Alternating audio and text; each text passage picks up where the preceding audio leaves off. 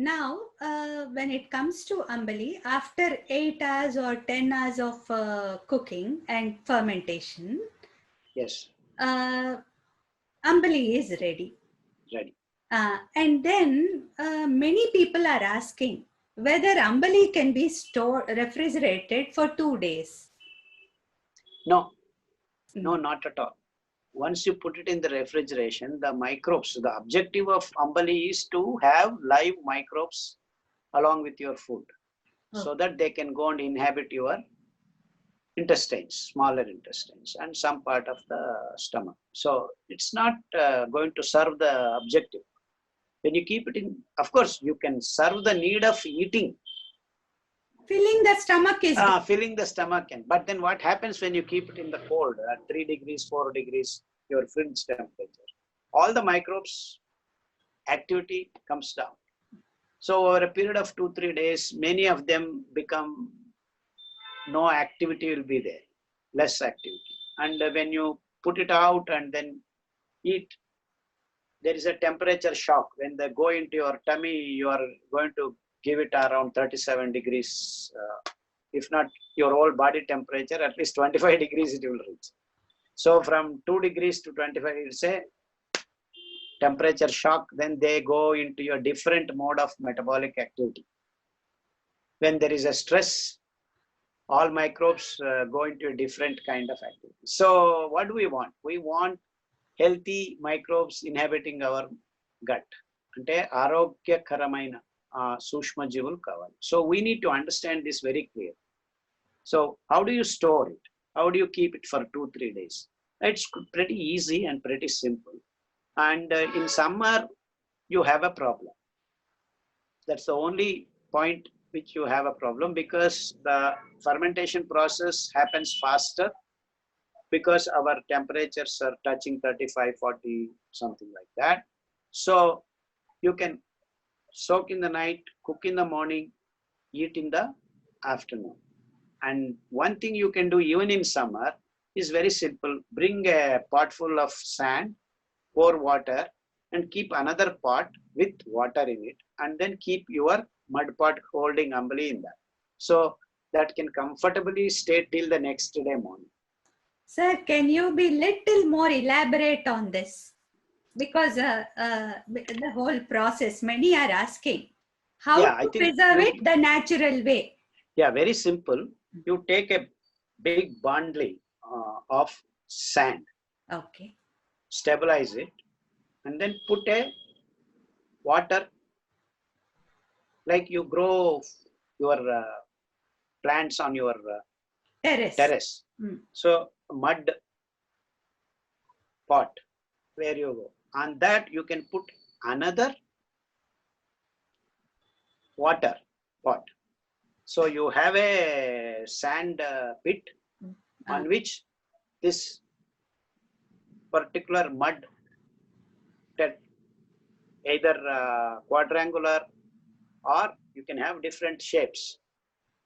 That pot should be there holding water. Okay. Normal cold water. So when you have a mud pot sitting in sand, even sand has to be wet with water. So that water becomes cool. So you keep your Ambali pot into that and leave it as long as you want. More than 12 hours to 15 hours, temperature will be normal. Okay. Up, say around 18 to 20, 22, or in that range. And then the fermentation process stops, but not completely becoming zero. So the microbes don't get affected. Absolutely. No, actually they do get affected, but the temperature shock is not there when you eat. Okay. You see, and that stress is not given to the microbes when you do this natural preservation. So you can keep it till the next day morning and continue to serve for yourself. And I remember very well in my grandmother time in near Kadri, they used to have actually a huge almost 5 feet by 3 feet. They used to put sand. And then they used to have small pots, say ½ liter. Ambali, they used to put different things, and they never used to touch everyone. So one after the other, one after the other. And it was so simple. So why are we struggling? Why we want to use fridge and this and that? So in just the backyard, you have 4 or 5 pots, distribute your Ambali. You can make once 2, 3, 5 liters and make ½ liter each, tie the cloth, and you can put numbers 1, 2, 3, 4, 5, so that you know which is first and which. So you keep taking one after the other so that other things are not touched at all. This is called aliquots method. Okay. Even in big scientific labs, everyone distributes their samples into small aliquots and keeps stores. So it is very much there. And I was actually surprised when I saw this method, and when I went and did the so-called big scientific labs, the same method even today works. The aliquot method. When it comes to... You please tell very strongly, sir, that refrigeration should not be done with Ambali. Because absolutely. We are speaking about... Ambali and refrigeration have nothing to do with each other. Ambali and refrigeration have nothing to do with each other. So why are we taking Ambali? To create lot of wonderful biochemical reactions that the microbes, due to their coexistence and with our living cells in combination, produce wonderful things. So that is our objective. So why do you kill that by doing what you are going to do, keeping it in the fridge? So, but is it like okay if we take out the Ambali 2 hours prior to consuming food, so that it comes to the room temperature? Yeah. Will the activity of the microbes? Yeah, can be restored to some extent. That's all. But then why to kill and then again make it? It's unnecessary hangama you are creating. And then, sir, we have these sporlac and also yeast. These are all the live ones dried up. But once they get in contact with water, they get back to life. Can that be what you call applied to Ambali too? Because many are asking. No, that you need a different process of drying. Okay. And you are talking about yeast. Yes, sir. Dry yeast. That is a fungus. Yeah, that is a fungus. You need a different process.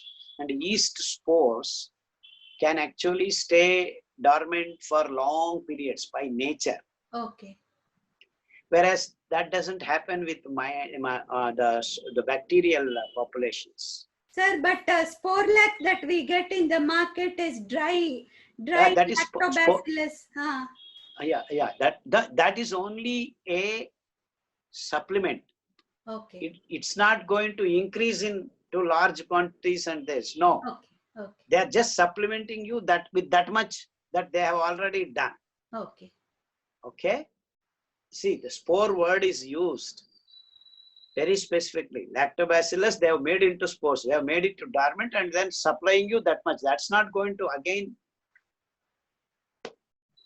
give you more and more lactobacillus. Okay, that is another part. But whereas yeast has spores, which by nature are dormant. That's why you can take the dry yeast and then put sugar, and warm water, and then it becomes live in 5 minutes. Am I right? Yes. So that is the process. So yeast is different, bacteria is different. Yeast is a fungal strain. Okay. So that is the difference. I don't know whether I have answered your question. Yes, sir, I understood. Yeah. And sir, many are confused whether to add salt while cooking or after the Ambali is fermented also, sir. Yeah, people are, I think without salt, more diversity can enter into the Ambali. But adding little salt is okay, but then we are all used to adding a lot of salt, which is not the right thing to do. Okay. the more salts, see what actually happens, salts, if you have more salt, the water starts moving here and there. That's what I have told you about water also, TDS. If it goes beyond 100 to 250, or it is less than 100, that's like RO water, which is having a TDS 10 or 15 or 20. The salts in our cells will start moving out into this water. The imbalance is created. So when you cook also Ambali, you add lot of salt. The salt movement in the cells and then the bacteria to be fermented and generated is not going to be the same as without adding salt. And there is enough salt in the grain. There is sodium. So fermentation will happen without any problem. So if you want to add salt, just before you drink, for your taste, you can add. So the proper fermentation processes, I don't disagree. If you want to, you can add little bit, just a pinch, so that things don't go bad or something like that. In some cases, some vegetables and all, adding little bit of salt makes it good. But for Ambali, it is not necessary. Our grains are good to go, and you can add salt just before you consume for taste.